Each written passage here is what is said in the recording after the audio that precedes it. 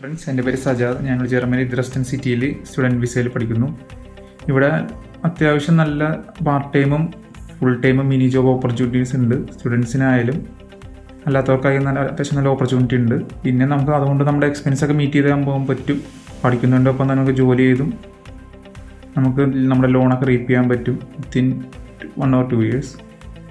പിന്നെ വരുന്നത്, ആദ്യമായിട്ടൊരു സ്റ്റുഡൻറ്റ് ഇവിടെ ലാൻഡ് ചെയ്യുന്ന സമയത്ത് അപ്പാർട്ട്മെൻറ്റോ ഹോസ്റ്റലോ എന്തെങ്കിലും കോളേജിൽ അവൈലബിൾ ആണെങ്കിൽ അവിടെ പോയി സിറ്റി രജിസ്ട്രേഷൻ ചെയ്യുക.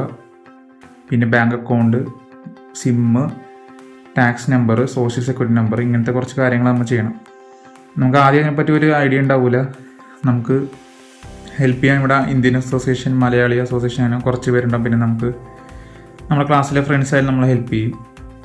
അങ്ങനെ പേടിക്കേണ്ട കാര്യമൊന്നുമില്ല. എല്ലാം ഭയങ്കര ഹെൽപ്ഫുള്ളാണ് ജർമ്മൻസ് ആയാലും. പിന്നെ വരുന്നത് നമ്മുടെ ബ്ലോക്ക്ഡ് അക്കൗണ്ട് നമ്മൾ സിറ്റി രജിസ്ട്രേഷൻ കഴിഞ്ഞ് ബാങ്ക് അക്കൗണ്ട് ഓപ്പൺ ചെയ്ത് കഴിഞ്ഞാൽ ഓട്ടോമാറ്റിക് ബ്ലോക്ക്ഡ് അക്കൗണ്ട് നമ്മുടെ അക്കൗണ്ടിലേക്ക് മന്ത്ലി ക്രെഡിറ്റ് ആവും. പിന്നെ ഇൻഷുറൻസും നമ്മൾ അതിലൂടെ പൊക്കോളും. Span international education, Thrissur and Cochin.